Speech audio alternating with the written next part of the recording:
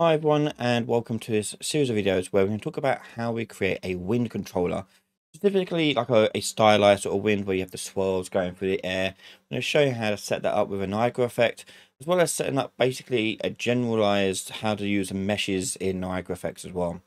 So let's jump in and get started on creating our wind meshes. The way the wind Niagara effect works is it's basically spawning a load of meshes in, and we're going to animate along the tail of the wind. So first of all, we need to create the wind shapes. So I'm going to go into create a new modeling mode. And in the modeling mode, we're going to create a basic cylinder shape. And I'm just going to rotate that round. Lift it up a little bit so I can see it a bit clearer. And we're going to make it nice, long and thin. So I'm going to change the height here to, let's say, 600. Radius here down to 5. And we're going to put in some subdivisions as well. So we've got some breaks in the middle of this thing. The reason why we want that is so we can do a bit of wobble to it. We don't want it to be completely straight. It might look a bit weird. So let's add a bit of style to this. So height subdivisions, I'm going to go in and enter 5. And because we've got a nice small shape and it is also going to be moving quite fast and it's kind of awkward to see, we don't need to have this many radial slices either, 16. So I can bring this down and make it a bit more optimal for myself as well. So I can bring it down to like 4 or 5 even, whatever one really works for me. I think we're going to go for 4. And hit accept. Okay, so with that done, the next thing I want to do is I want to bake the transform of this. At the moment, the transform is still rotated because you can see down here the rotation is 0, 90, 0. So I want to fix that so it is by default this orientation. So I'm just going to go down to the bake section. Not bake, sorry. Where is it? X-form. There you go. I never understand why bake transform is not in the bake section, but never mind. We go to bake transform, and we're going to hit accept. And you'll see now that 0, 0, 0 is in the rotation, meaning that this is the default orientation of our shape. Next, I'm going to deform it. So I'm going to go to deform, and I'm going to go to vertex sculpt. Maybe actually not. We won't do vertex sculpt. We'll just do. Let's go to polygroup edit. Better one to do. And in here, I want to select each of these pieces and just nudge them around a little bit and get a nice shape I want this to be for my wind. So we're going to turn off the other selection filters. So we only got edges or vertices, whichever one you want to do. Doesn't really matter too much. And I'm going to select this edge here. And I'm going to bring it down somewhat. Might turn off snaps here just to make the life a little bit nicer.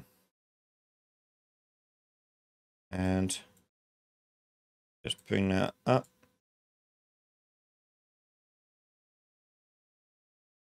Down. Yeah, a little bit of rotation as well to it. Oh. That again. That.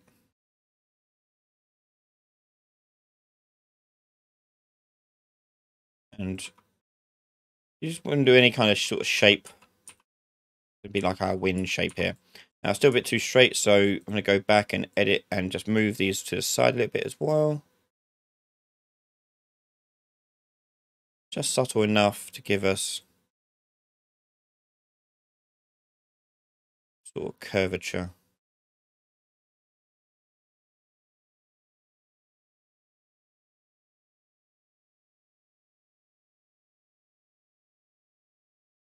Take these things around. Okay, and this is what you're kind of looking for, is this kind of shape. Okay. And once we've got that, we now want to UV edit this thing. So the way the UV edit is going to be is I want it to have a panning texture that goes right across the whole entire thing. So I need it to fit the whole texture of 0 to 1 across its entire length. So I'm going to go down to the UV section in my modeling mode. And we're going to go to project UVs. And the default for this is a plane projection, which basically means it's going to take this plane, which you can see here as this red box, and act as almost like it's projecting it down onto that plane. And what you're going to get is it filling it between 0 and 1 now. So 0 is on its left, 1 is on its right over here. So we're just going to hit accept on that. And I'm also going to verify this is okay. So I'm going to go to my UV editor. And here you can see is my plane. And you see how it squished it all in between 0 and 1. Okay, it doesn't necessarily matter if it's straight or not, as we're not really fussed by that. But if you wanted to straighten it up, you're more than welcome to. Just take this and just bring it down. The most important thing is, though, we just want it all to fit in that sort of 0 to 1 sort of space. Okay. Bye. Okay, so that texture is now going across the whole entire shape of this thing. So now we've got that, we're going to go back to my selection mode. And we're going to create a material for our wind model here. So I'm going to create a new material. And we'll do M, wind. And what we're going to do is we're just going to highlight a single bar of that shape. Okay, a single line of that shape. I'm going to animate that line across. Now, the way you understand how materials work is imagine that the values are going between 0 and 1. So everything from the left is 0, everything to the right is 1. And then everything in between is obviously like 0.5 or 0.3, whatever it be. And what we're going to do is we're going to take the distance between one of those points and the next pixel. So what you need to do, and we'll just put this on a plane here to make this a little bit easier to see, is first of all, I want to get a point along my texture coordinate. So we're going to go ahead and get our texture coordinate, hold down U, left click. And this is going to give us the UVs of 0 to 1. So I just want to do the X coordinate on my mesh, which is the U coordinate in UV space, which is when masked into a component is just the R box. So we're going to component mask that just so we get R on its own. If I plug that into the base color, you can kind of see what it's doing here. We're going to get 0 to 1 as a gradient. Now, if I'm getting 0 to 1, I'm going to take a single point and I'm going to work out its distance to the single point. So if I were to get a scalar, so I'm hold down 1, left click, and put in a value of 0.5, I'm going to type a new node in called distance. And we don't want any of these distance field ones, we just want distance on its own. And what this will do is it will take the value and return the distance between one value and the next. So if I were to plug in 0.5 into B and the R into A here, plug it into base color, you're going to get this effect. And what it's doing is saying at 0.5, the distance between 0.5, which is in the middle here, and 0.5 in the texture is obviously 0. And as it gets closer to the edges here, we're getting closer and closer to 0.5 and 1. And if I were to change the 0.5 here to 0.25, you can see it shift along. So I want that effect, basically. I'm going to be scanning along the edges here and making it go right across. Now, first things first, I need to flip it. So to flip it, I need to just do a 1 minus node. And now we get it flipped. And it's harder to see, but that is white in a line there. And it's fading out to black. At the moment, it is going across a 0 to 1, but I want it to not be this sort of gradual to the edges here. So what I can actually do is multiply the output before flipping it. So I'm going to move the 1 minus across, and in between distance and the 1 minus, we're going to multiply it. I'm going to multiply it by 10. Now you can see we've got this little bar going across. And to make things even better for us, we actually want to clamp it as well. Now, this is not going to make a visual difference, but it'll make it a lot easier if we want to do anything with this later on. The reason why we want to clamp it is because we're multiplying by 10, meaning that once it gets flipped around, I probably want to just clamp it down so that the values don't go too far outside of 0 to 1 space. So I can just drag in at the end here a clamp node and put that into 0 to 1. Again, won't change anything visually, but will basically make our material far more usable and manipulable later on. So if we were to animate this thing, we're going to be animating this number here, this 0.25. But if I increase this number to 0.5 here, it's going to shift along the spectrum. Now, I want that to move along, obviously, on its own inside of the material for the Niagara system. So what I'm going to do is make this a dynamic parameter for my particle system. So to do that, you know, right click and type in dynamic parameter. And we're going to make this use parameter 1. Write that across there. And with this node, you can go ahead and name your parameter names, which I strongly recommend you do.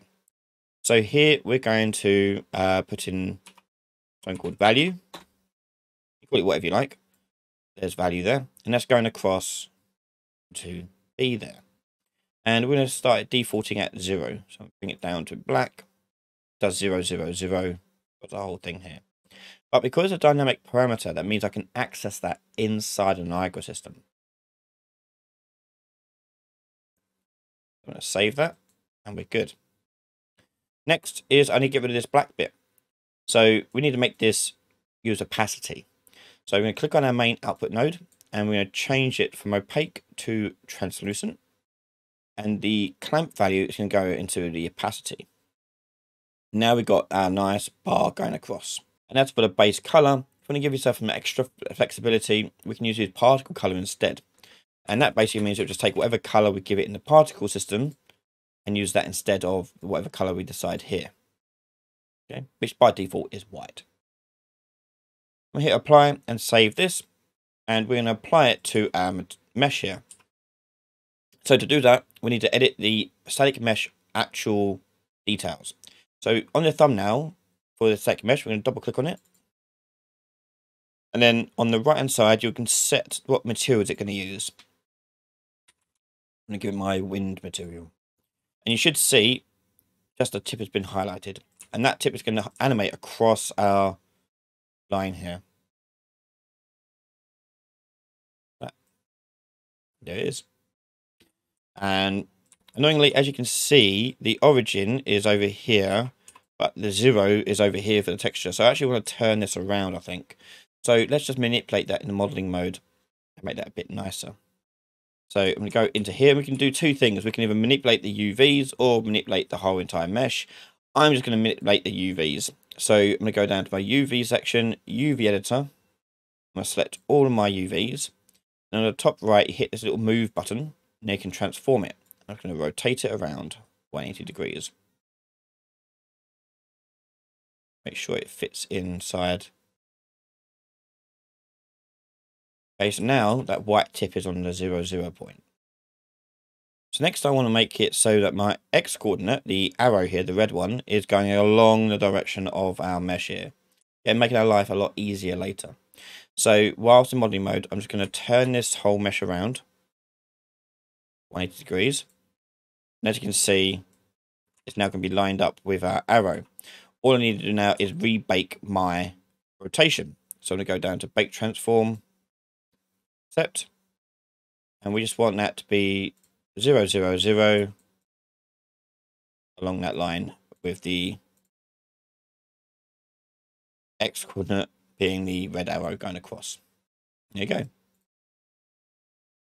Now we've got our mesh, we're ready to put it into an Niagara system. Now, if you want to see how we do that in an Niagara system, head over to patreon.com/Ryan Laley right now. You can watch that video plus many others from just $1 a month. A massive thank you to all the supporters over there on Patreon, as well as the YouTube members supporting the channel here. Make sure you subscribe to the channel, and I'll see you next time. Bye, everyone.